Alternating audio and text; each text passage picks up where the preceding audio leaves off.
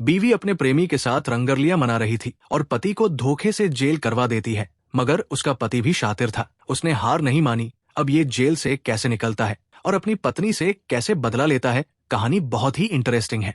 मगर दोस्तों, आपसे एक रिक्वेस्ट है कि आप वीडियो को पूरा जरूर देखना। मेरा ये नया चैनल है तो प्लीज मुझे सपोर्ट जरूर करें। वीडियो को लाइक करके चैनल को जरूर से सब्सक्राइब कर लें।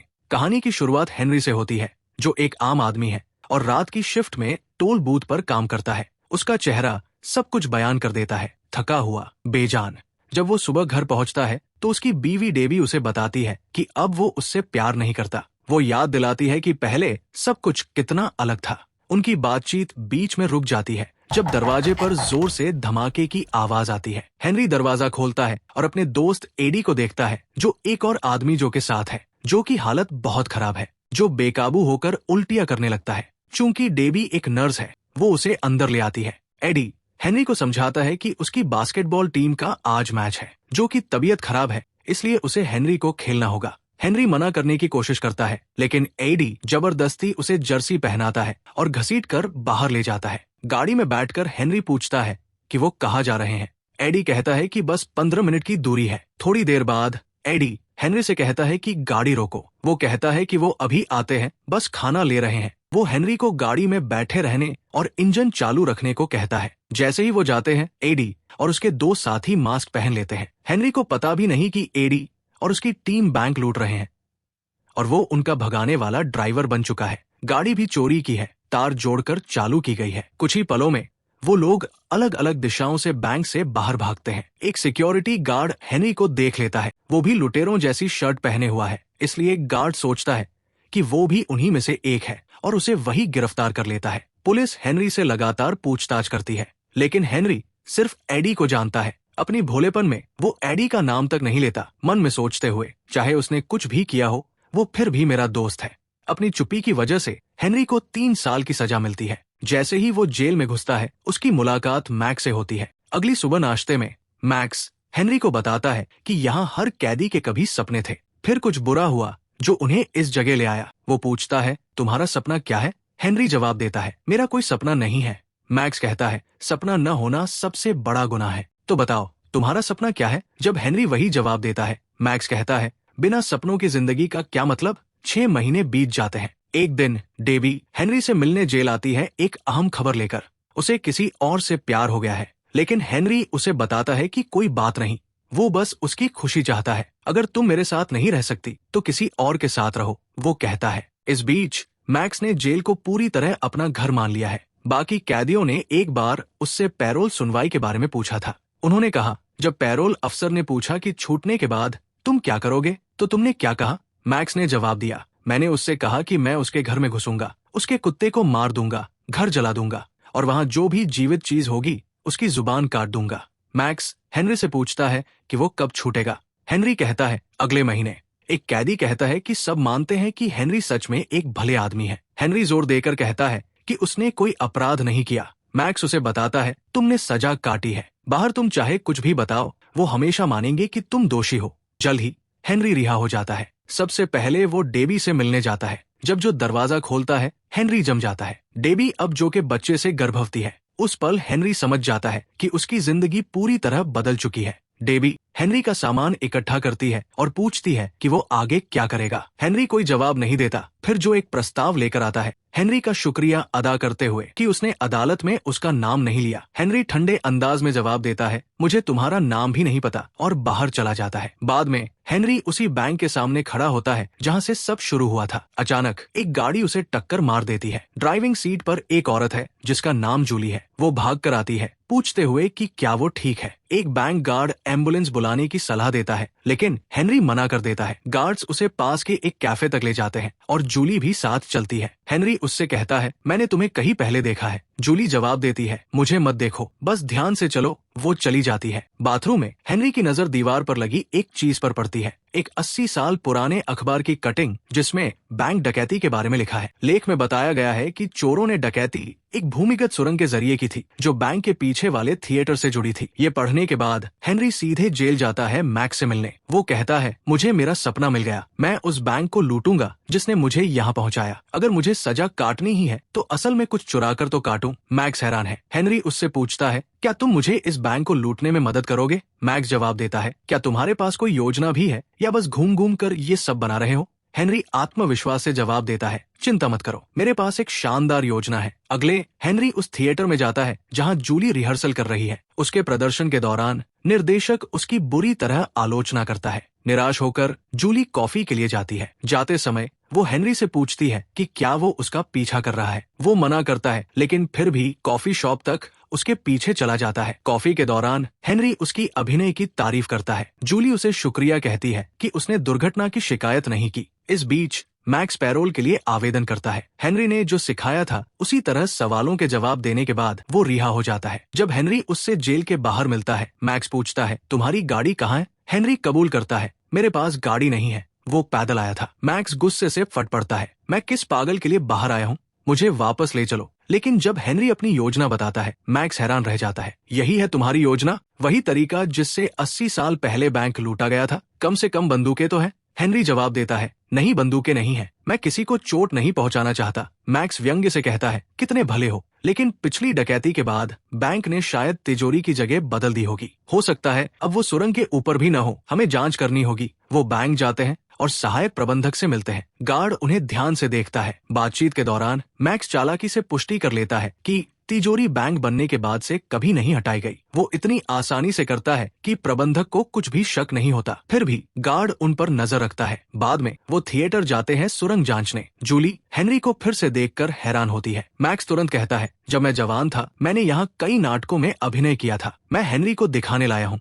क्या मैं अंदर देख सकता हूँ? जैसे ही वो अंदर जाते हैं, जूली पूछती है कि मैक्स ने कौन से नाटक किए थे। वो तुरंत शेक्सपियर का जिक्र करता है और कहता है, मेरी यहाँ बहुत सारी यादें हैं, मैं हर कोने को देखना चाहूंगा। इस बहाने से उसे जाने की अनुमति मिल जाती है। जब मैक्स चला जाता है, जूली हेनरी से पूछती है कि क्या मैक्स उसके पिता है। हेनरी जवाब देता है, नहीं, बस एक अच्छा दोस्त है। एक स्टाफ सदस्य मैक्स को सुरंग के दरवाजे तक ले जाता है और वो उसे जांचने लगता है। इस बीच जूली हेनरी से पूछती है कि वो क्या काम करता है। हेनरी बस इतना कहता है कि वो अभी अभी जेल से आया है और अभी कुछ नहीं कर रहा। जूली चौंक जाती है, तुम जेल में क्यों थे? किसी को मार डाला था? हेनरी कहता है, लंबी कहानी है, कभी और बताऊंगा। वो उसी शाम रात के खाने के लिए मिलने का फैसला करते हैं। घर वापस मैक्स हेनरी को बताता है कि सुरंग हर एक कमरे की दीवार से होकर जाती है, इसलिए उन्हें उस कमरे का नियंत्रण लेना होगा। लेकिन हेनरी अपनी जूली के साथ मुलाकात की तैयारी में ज्यादा ध्यान लगा रहा है। वो मैक्स से पूछता है कि वो कैसा दिख रहा है। मैक्स हंसता है, हमेशा की तरह सबसे अच्छा दिख रहे हो,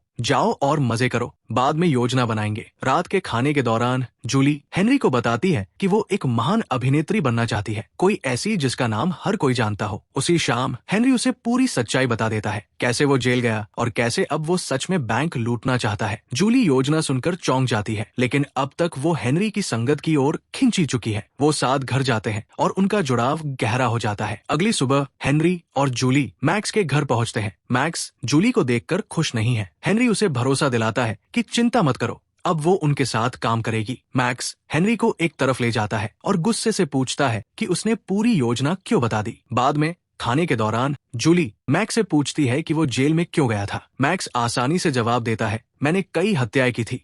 जूली और हेनरी को एक विचार आता है, क्यों न यहाँ ऑडिशन रखे जाएं, इससे उन्हें अंदर ज्यादा समय मिलेगा। लेकिन मैक्स के पास एक बेहतर विचार है, क्यों न हम उस अभिनेता को बदल दें जिसके पास वो हरा कमरा है और वो भूमिका हेनरी को दे दे। इस तरह हम आराम से खुदाई कर सकते हैं और किसी को शक भी नहीं होगा। हेनरी विरोध करता है, लेकिन मुझे अभिनय के बारे में कुछ नहीं पता। मैक्स उसका आत्मविश्वास बढ़ाता है, अपना चेहरा देखो, तुम स्वाभाविक हो, तुमसे बेहतर कोई नहीं कर सकता। वैसे भी ये मुख्य भूमिका है। ज्यादा समय नहीं गुजरता कि वो अभिनेता खुद ही नाटक छोड़ देता है, ये दावा करते हुए कि उसे एक बड़ी फिल्म मिल गई है। असल में मैक्स ने उसे धोखा दिया था। जब जूली को पता चलता है, वो गुस्से से भर जाती है, तुम लोग तभी रुकोगे जब मेरा करियर बर्बाद हो जाएगा। हेनरी ऑडिशन देता है और हैरानी की बात है कि उसे वो भूमिका मिल जाती है। अब थिएटर के अंदर उनका काम बहुत आसान हो जाएगा। कुछ दिनों में उन्हें एहसास होता है कि सुरंग का काम सिर्फ 2 लोगों के लिए बहुत ज्यादा है। वो जो को योजना में लाने का फैसला करते हैं। काफी समझाने के बाद जो मान जाता है, लेकिन जब जो सुरंग देखता है वो कहता है इतना सब करने की क्या जरूरत है, बस एक बंदूक लेकर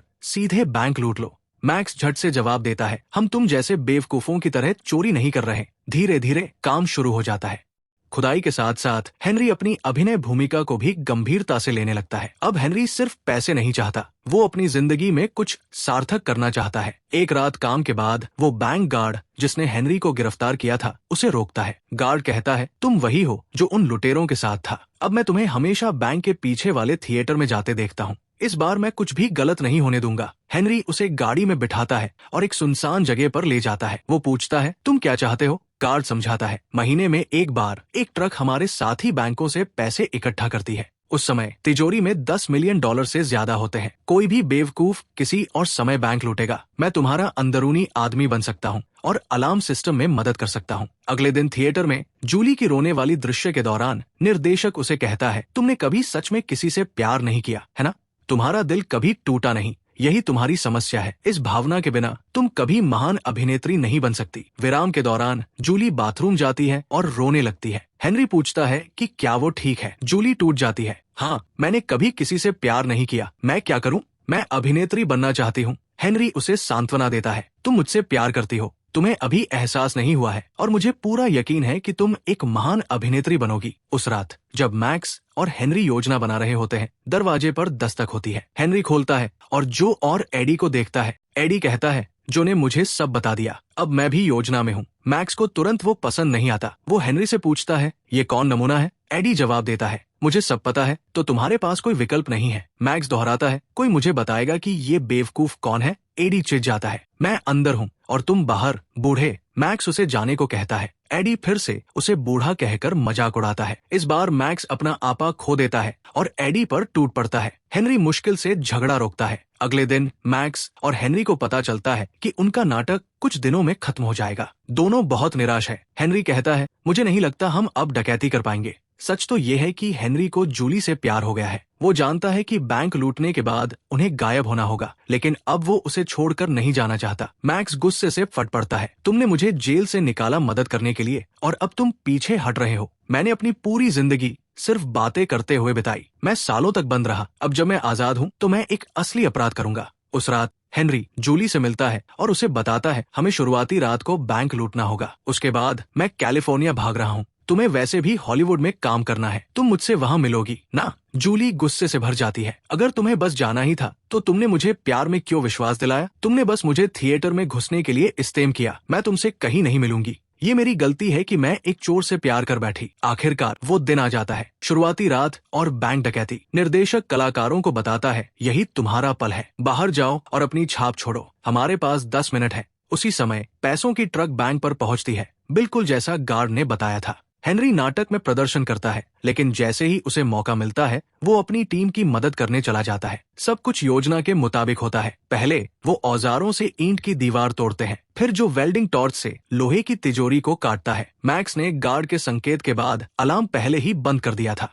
लेकिन अचानक एडी मैक्स पर बंदूक तान देता है और उसे किनारे हटने को कहता है। वो जो को कहता है कि सारा पैसा गाड़ी में भर दो। जो को ये पसंद नहीं आता। ऐसा मत करो भाई, ये सही नहीं है। तभी हेनरी आ जाता है। एडी उसे भी धमकाने की कोशिश करता है, यहाँ तक कि मैक्स को बंदूक से मारता है और उसे नीचे गिरा देता है, जो उससे रुकने की गुहार लगाता है, लेकिन एडी नहीं सुनता। आखिरकार मैक्स एडी से बंदूक छीन लेता है और उसे पीटने लगता है। झगड़े में एक गोली चलती है और हेनरी की टांग में लग जाती है। इस बीच नाटक में हेनरी का दृश्य शुरू होने वाला है। लंगड़ाते हुए वो भागकर मंच पर प्रदर्शन करने आता है। एडी को पीटने के बाद मैक्स उसे बांध देता है। फिर हेनरी, मैक्स और जो सारे पैसे लेकर भाग जाते हैं। अचानक हेनरी उन्हें गाड़ी रोकने को कहता है। जो और मैक्स समझ नहीं पाते। हेनरी उन्हें बिना उसके जाने को कहता है, वो बाद में मिलेगा। जो मैक्स से पूछता है कि हेनरी कहाँ गया। मैक्स कहता है, जाने दो उसे, बस गाड़ी चलाओ। हेनरी भागकर थिएटर में वापस आता है, जहां जूली मंच पर प्रदर्शन कर रही है। लंगड़ाते हुए वो मंच पर चढ़ता है और उससे कहता है, मैं तुम्हें छोड़कर नहीं जा सकता। मैं सच में तुमसे प्यार करता हूँ और मैं तुम्हारे बिना नहीं जी सकता। संयोग से नाटक में उसी पल पर एक ऐसा ही दृश्य है। दर्शकों को लगता है कि ये प्रदर्शन का हिस्सा है और वो जूली के जवाब का इंतजार करते हैं। निर्देशक रोशनी कम करता है और जूली को हाँ कहने को कहता है। आखिरकार जूली को एहसास होता है कि हेनरी सच में उससे प्यार करता है। लंबी चुप्पी के बाद वो हाँ नहीं कहती, लेकिन उसके चेहरे के भाव सब कुछ कह देते हैं और इस तरह अंत में नायक को लड़की और पैसे दोनों मिल जाते हैं। दोस्तों, वीडियो पूरा देखने के लिए बहुत बहुत धन्यवाद। अगर फिल्म अच्छी लगी हो तो मुझे सपोर्ट करें और चैनल को सब्सक्राइब करके वीडियो को लाइक जरूर करें और एक प्यारा सा कमेंट भी जरूर कर दें।